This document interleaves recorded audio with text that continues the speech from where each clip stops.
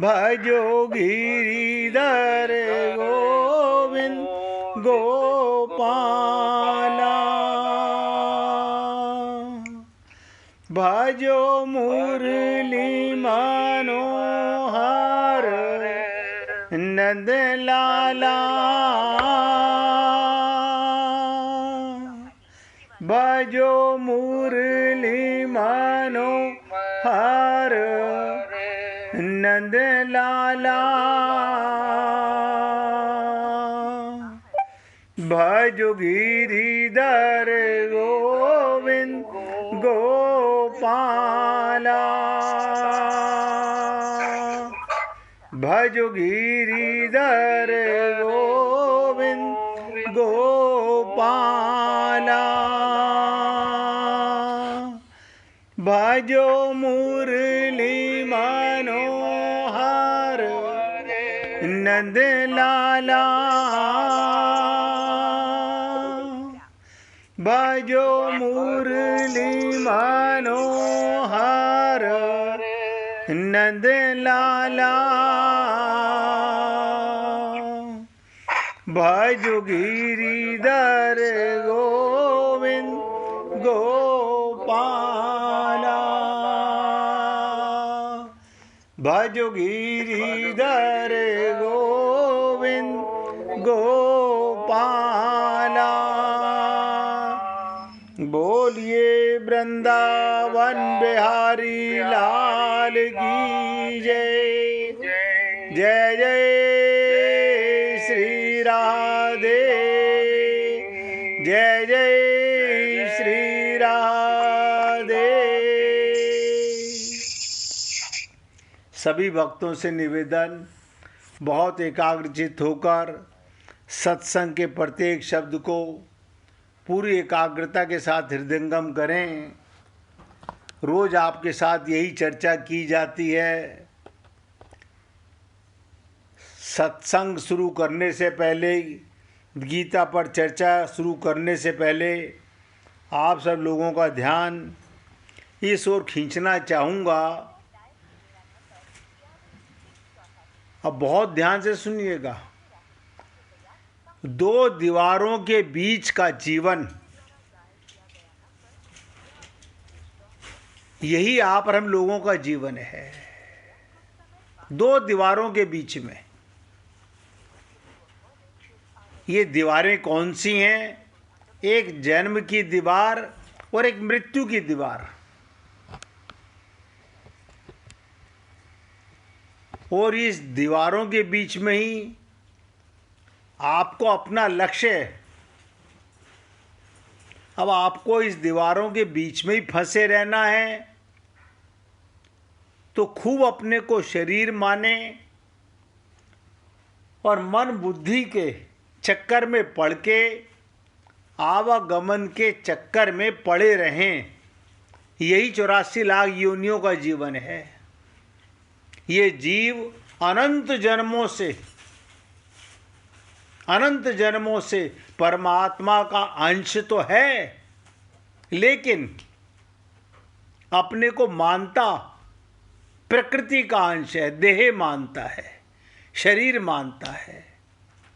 मैंने कई बार आपसे निवेदन किया कि कोई पहली बार आप इस शरीर में सत्संग नहीं सुन रहे हैं। अनंत जन्मों में, अनंत बार, अनंत संत महात्माओं से ये सुन चुके, लेकिन हमारा ये दो दीवारों के बीच का बंधन खत्म नहीं हो पा रहा। परमात्मा ने ये शरीर दिया केवल 84 लाख योनियों से बाहर निकलने का। जब शास्त्र चर्चा करते ना स्वर्ग की, नर्क की, मृत्यु लोक की, बड़ी बात अटपटी सी लगती है। आप और हम लोग शरीर के सुख में इंद्रियों के सुख में, मन बुद्धि के सुख में, धन के सुख में होते हैं तो हम सब लोग स्वर्ग में होते हैं। लेकिन इसी शरीर में आप देखते हो बहुत से लोग नरक की जीवन जी रहे होते हैं और 84 लाख योनियां इसी में हैं, कोई बाहर नहीं है। लेकिन दो दीवारों के बीच से निकलना संभव नहीं हो पा रहा। भगवान ने कृपा करके ये शरीर दिया इन दीवारों से बाहर निकलने का, लेकिन ये जीव क्या करे? परमात्मा का अंश होने के बाद भी, परमात्मा से भी शरीर का सुख, मन बुद्धि, धन का सुख, स्वर्ग का सुख, यही तो सुख है जिसमें आप और हम लोग लिप्त हैं। और इसी के लिए आप और हम सब लोग सारा जीवन प्रयत्न करते रहते हैं। कोई इन दो दीवारों के पार जाना ही नहीं चाहता। अब आप सोचिए, पैदा होते ही आप और हम लोग थे, बच्चे थे, भूख लगी रो दिए, प्यास लगी रो दिए, पोटी आई रो दिए, बस एक रोना आता था, बाकी सब काम माँ करे। लेकिन जैसे जैसे हमने अपने बचपन में मैं का ज्ञान किया, हम विद्या की तरफ, शिक्षा की तरफ बढ़ने लगे और 20 साल की उम्र तक, आजकल तो 25 साल की उम्र तक शिक्षा ग्रहण करके कहीं ना कहीं नौकरी ज्वाइन कर ली और उसके बाद 10 साल तक विवाह 90% सबका हो जाता है। बस समझ लीजिए यहीं से माया का खेला शुरू हो चुका। जहां हुआ विवाह, पूरी तरह ये जीव जकड़ जाता है और जब तक 60 वर्ष का होता है, खूब मंदिरों में, तीर्थों में, संत महात्माओं के पास मांगने एक ही चीज चाहता है कि मुझे शरीर का और परिवार का सुख मिले। हमारे ऊपर बहुत बड़ी जिम्मेदारियां आ जाती हैं। कल मैं सोच रहा था कि परमात्मा कहते हैं मैंने तुम्हें स्वतंत्र योनि दी है, हम परतंत्र हो जाते हैं सब। आपको नहीं पता परिवार का कितना दबाव होता है। अरे बाबा, परिवार का दबाव नहीं होता, तुम्हारे ऊपर ममता मोह आसक्ति का दबाव होता है। जबकि सब जानते हैं कि ये जीवन परमात्मा की कृपा से सांसों से चल रहा है, धन से नहीं चल रहा, आपके ज्ञान से नहीं चल रहा, आपकी बुद्धि से नहीं चल रहा। लेकिन बुद्धि में बातें बैठती नहीं और हम इन दो दीवारों से पार निकल नहीं पाते। अच्छा, विचित्रता क्या है कि परमात्मा अदृश्य हो जाते हैं, रहते सदा साथ हैं। ये भी मैंने कई बार आपसे चर्चा की। परमात्मा की ताकत नहीं, बताओ इससे बड़ी और क्या बात होगी कि आपका त्याग कर दें। और हम आनंद तो चाहते हैं, सुख तो चाहते हैं, परमानंद नहीं चाहते। अच्छा, आनंद भी क्या चाहते हैं? शरीर का आनंद।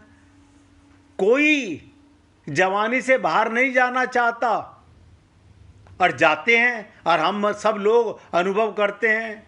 लेकिन जब 60 वर्ष के बाद ये शरीर डॉक्टर के पास, अस्पतालों जाने में लगता है, फिर आता है कि भैया अब दूसरी दीवार मृत्यु की नजर आने लगती है। तब भी तब भी ये छल कपट छिद्र नहीं छोड़ता, आत्मज्ञान में प्रवीण नहीं होता। क्या कारण है? कारण है मन और बुद्धि की गुलामी। स्वतंत्र योनि परमात्मा ने दी, हम परतंत्र हो गए। और आप हम सब लोग ऐसे घिर गए हैं संसार में, कुचक्र में, कि अब उसे निकलना भी नहीं चाहते। देखिए, आत्मज्ञान के बिना ना तो भगवान से प्रेम हो सकता। शरीर से प्रेम करोगे तो शरीर के सुख के लिए, परिवार के सुख के लिए, और वो आपके मांगने से नहीं मिल रहा। वो तो हमारे प्रारब्ध से जो हमने किया हुआ है वो परमात्मा दे ही रहे हैं,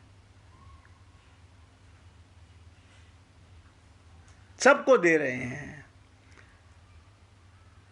अब आप सोचिए कि वेद व्यास द्वारा कृत भगवान श्री कृष्ण की वाणी गीता को शब्द रूप देकर हमारे सामने प्रस्तुत किया गया। संत महात्मा वो हमको बताते हैं, समझाते हैं, और बहुत से लोग तो अपने आप को बुद्धिमान मान के खुद ही ग्रंथ पढ़ने लगते हैं। पढ़ना बुरा नहीं है, पढ़ना बहुत अच्छी बात है, लेकिन एक बार जान तो लो। मैं कहता हूं, आप आत्मा बन करके आत्मज्ञान के साथ में भगवान की वाणी को सुनोगे तो परमात्मा का प्रेम, परमात्मा का खजाना पाने के अधिकारी बनोगे। शरीर मान के आप वेदों को पढ़ो, गीता को पढ़ो, भागवत को पढ़ो, रामायण को पढ़ो, नतीजा ठन ठन गोपाल निकलने वाला है। और हमने 7 दिन पहले देखा, आज 9वां दिन है, 8 दिन हो गए हैं आपके साथ चर्चा चलते हुए, और ईश्वर ने चाहा तो कल से आपके साथ गीता के प्रथम अध्याय का प्रथम श्लोक से चर्चा शुरू करेंगे। और मैंने आपसे कल भी निवेदन किया, आज फिर निवेदन कर रहा हूं, अगर आप आत्मा बन करके परमात्मा के शब्दों को हृदयंगम करेंगे, हृदय को पात्र बनाएंगे। मन बुद्धि को पात्र नहीं बनाना, मन माया का, बुद्धि माया की, हृदय को पात्र बनाएंगे। और मैंने कल भी कहा था, हृदय के अंदर अभिलाषा हो, प्यास हो, तो भगवत प्राप्ति कभी कठिन नहीं है।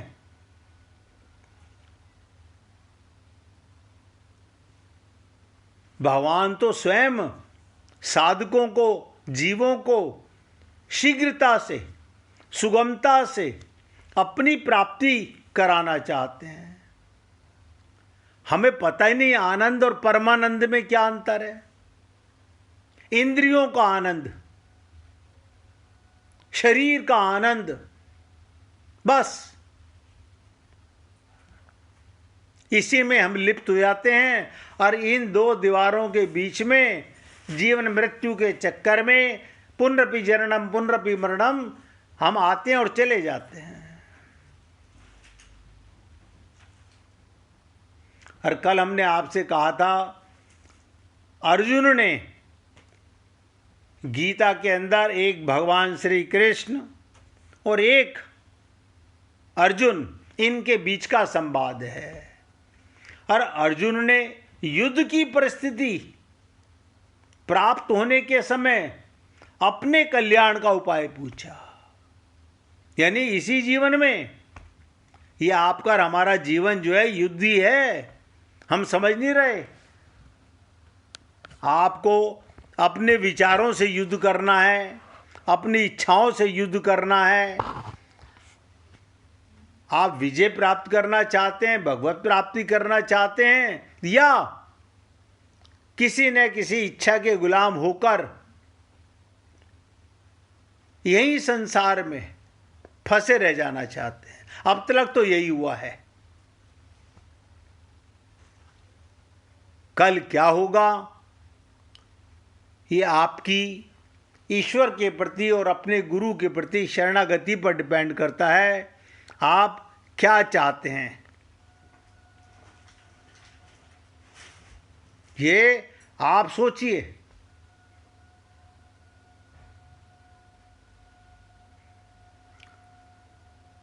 अर्जुन का मोह नाश हुआ।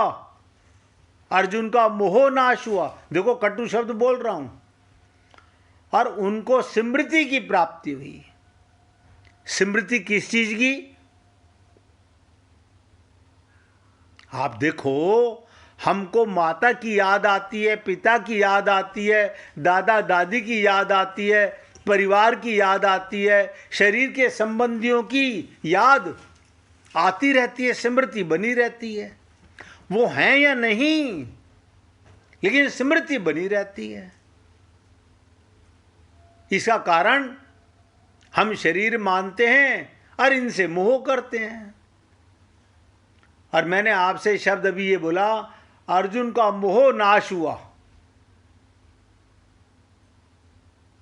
और उनको स्मृति की प्राप्ति हुई। स्मृति माने सदा से प्राप्त था, अनंत जन्मों से परमात्मा प्राप्त था और इतना पास था जितना आपका शरीर भी आपके पास नहीं है। इतना पास परमात्मा। लेकिन क्या करे ये जीव, क्या करे ये जीव? दो नाव के चक्कर में फंस गया। अपने को देह मानने के कारण आत्मा मानना नहीं चाहता और संसार की ममता मोह आसक्ति के चक्कर में परमात्मा से शरीर का ही सुख मांगता रहता है। कल मैंने आपसे निवेदन किया कि लोग पूछते हैं कितने वर्ष हमें साधना करनी पड़ेगी। हमने कहा जब आंख खुले तब सवेरा। जब आत्म जागृति हो जाए तो समझिएगा मेरी आंख खुली। शरीर से उठना ये जागृति नहीं है। आपके कारण शरीर जागा, लेकिन आपको पता रहे कि आत्मा के कारण शरीर जाग रहा है। ये शरीर के हाथ, ये पैर, ये मन, ये बुद्धि, सारी जड़ वस्तुएं, इंद्रियां काम कर रही हैं। किसके कारण? मेरे कारण। और मैं किसके साथ हूं? परमात्मा के साथ। ये जागृति है। तो ऐसा करने से क्या होगा? आपके और हमारे मन में आने वाले विचारों को, अब विचार किसके आते हैं? ये तो आप और हम सब लोग भली प्रकार समझते हैं। या तो शरीर का विचार आएगा या संसार का विचार आएगा। क्योंकि मन में क्या करे बेचारा मन माया का बेटा है, प्रकृति का अंश है। उसका तो काम ही है संसार की याद करना। और हमें आत्मज्ञान हुआ नहीं। हमने अपने मन को दूसरी दिशा दिखाई नहीं।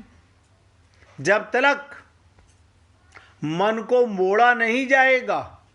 दो मार्ग हैं, एक प्रकृति की तरफ जाना और एक परमात्मा की तरफ जाना। प्रकृति की तरफ तो आप और हम लोग अनंत जन्मों से चले आ रहे हैं और पाना चाहते हैं परमानंद का रस। हाँ चाहते हैं, चाहना भी चाहिए। क्यों? क्योंकि प्रत्येक अंश अपने अंशी को चाहता है, लेकिन संकल्प नहीं करता। माया का आनंद छोड़ना नहीं चाहता। हजारों बार सुना कि राम मरे तो मैं मरूं, फिर भी हम मरना नहीं चाहते। अरे बाबा, इसका मतलब ना तो तुम्हें वेदों पे विश्वास है, ना गीता पर विश्वास, ना भागवत पर विश्वास, ना रामायण पर विश्वास, ना संत महात्मा पर विश्वास। शरीर को कोई बचा नहीं सकता और आप कभी मर नहीं सकते। लेकिन हम नहीं, ऐसा है ना, हमारे को बस परमात्मा मिल जाए, हमारे को दिव्य शरीर पहले मिल जाए, फिर ये हम छोड़ देंगे। यानी नया वस्त्र मिल जाए पहले, तब हम पुराने वस्त्र उतार के दे देंगे। इसी ठगाई में जीवन गुजरते चले गए और ये जीवन भी जा रहा है। कल आपसे कहा, किसी कमरे में हजारों वर्ष का अंधेरा हो, एक दिया सलाई जलाते ही वो नष्ट हो जाता है। ऐसे ही बिल्कुल इसके किसलिए बताया गया था, ऐसे ही जड़ वस्तुओं के साथ, जड़ शरीर के साथ कितना पुराना अनंत जन्मों का संबंध हो, अनंत जन्मों का। जबकि हमें पिछले जन्म का पता नहीं, हम शेर थे, चूहे थे, हाथी थे, घोड़े थे, हमें क्या पता हम इस देश में थे, किस देश में थे, हमें नहीं पता। लेकिन अब जहां हैं, इस संबंध को पक्का संबंध मान के, कितना पुराना संबंध क्यों ना हो, परमात्मा प्राप्ति की उत्कृष्ट अभिलाषा होते ही मिट जाता है। दीपक प्रकाश, ध्यान दीजिएगा, एक दीपक से हजारों दीपक प्रकाशित हो जाते हैं। तो कई बार सोचा जाता है, क्या वो प्रकाश का दीपक जो जला हुआ है वो अपना प्रकाश दे देता है, उसका प्रकाश खत्म हो जाता है? नहीं। मैं अगर अपना धन 100 रुपये मेरे पास हैं, मैं आपको 50 रुपये दूं तो मेरे पास कितने रह जाएंगे? 50 रुपये। आप सोचो। इसीलिए व्यक्ति धन क्यों नहीं देना चाहता?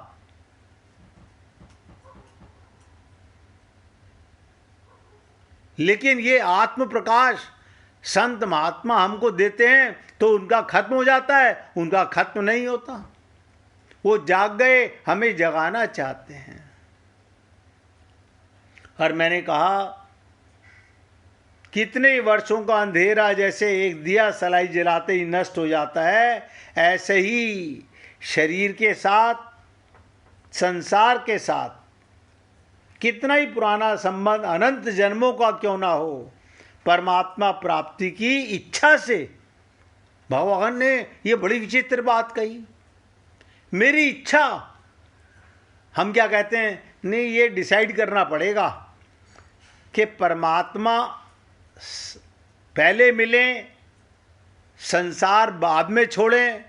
तो परमात्मा तो आपको मिला हुआ है, ये विश्वास नहीं है। देखो, मेरी जेब में पैसा है, ये विश्वास है।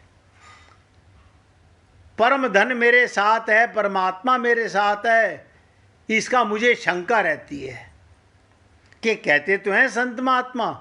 मैं आपको प्रमाण बताता हूं। जब हम खाली गुब्बारे में हवा भरी जाती है और हवा निकल जाती है, हवा भरी जाती है और हवा निकल जाती है, क्या मतलब? पैदा होते ही भगवान ने अपने सांसों की हवा भर दी और हम खूब संसार में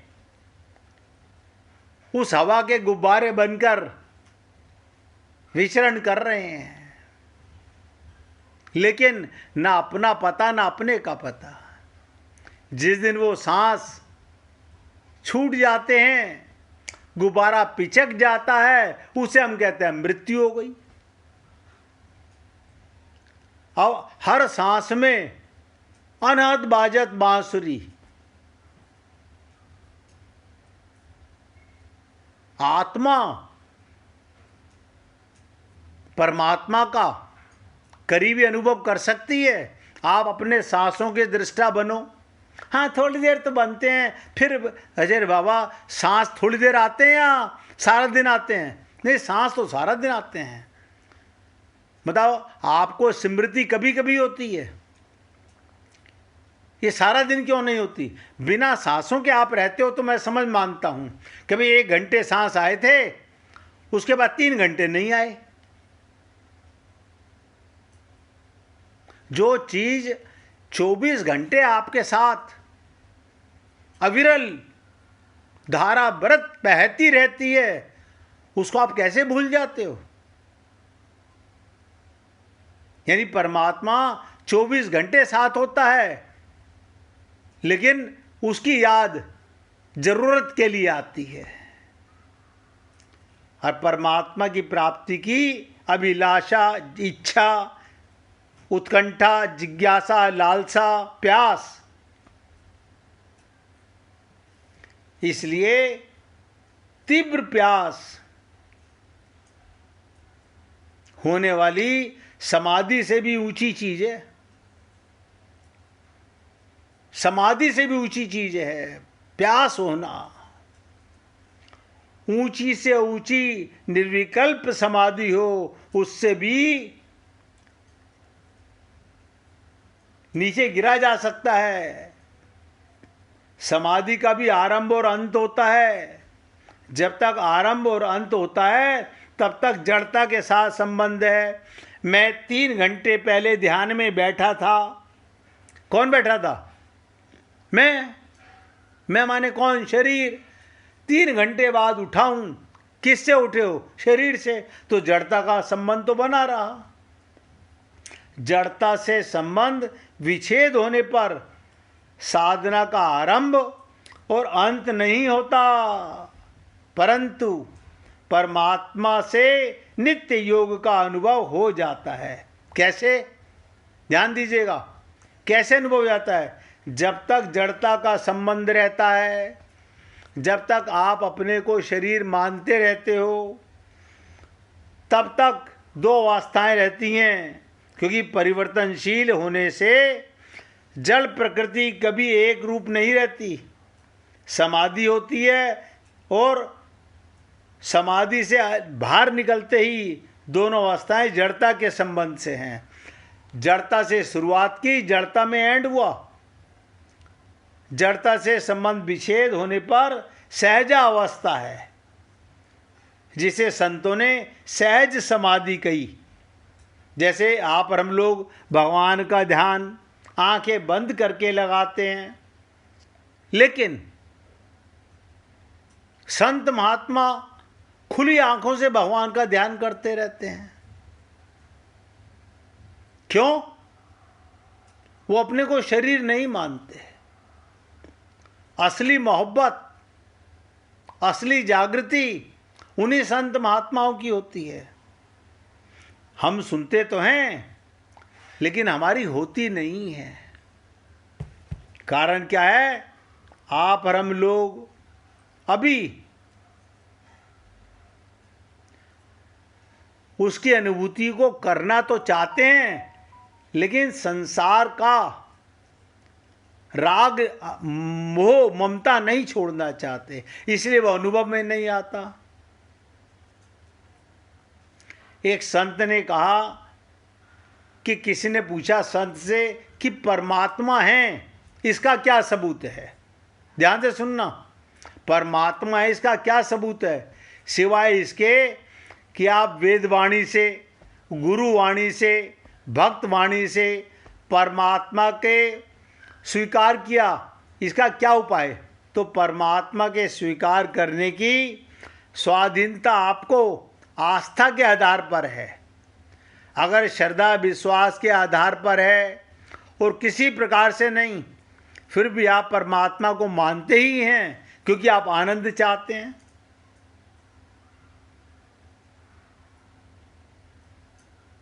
अब एक बात और बहुत जरूरी, ध्यान से सुनिएगा। मान लीजिए आप परमात्मा को नहीं मानना चाहते, तो भी आपको परमात्मा मिलेगा। आप चौंक जाएंगे कि कैसा आदमी है, कहता है कि परमात्मा के ना मानने से भी परमात्मा मिलेगा। भाई मानने से परमात्मा बनता थोड़ी है। आप मानो तो परमात्मा बनेगा, आप नहीं मानो तो परमात्मा नहीं बनेगा। और ना मानने से कोई बिगड़ता नहीं है।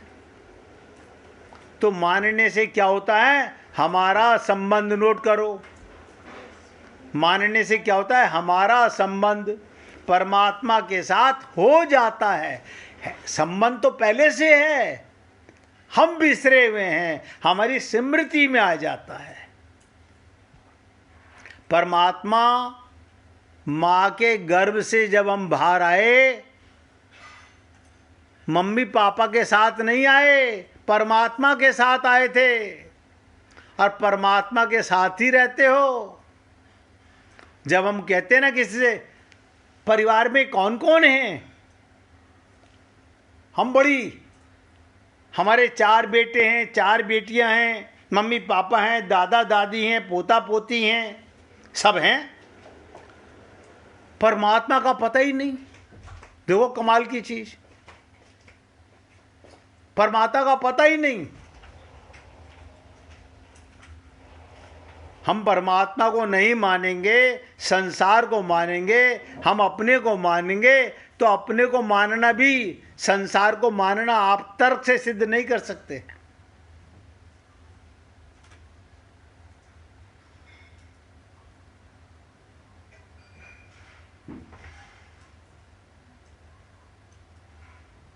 इसलिए 1 मिनट पहले कीर्तन करो, उसके बाद इसकी डिटेल में आपको थोड़ी सी और ब्रीफ करना चाहूँगा। हरे कृष्ण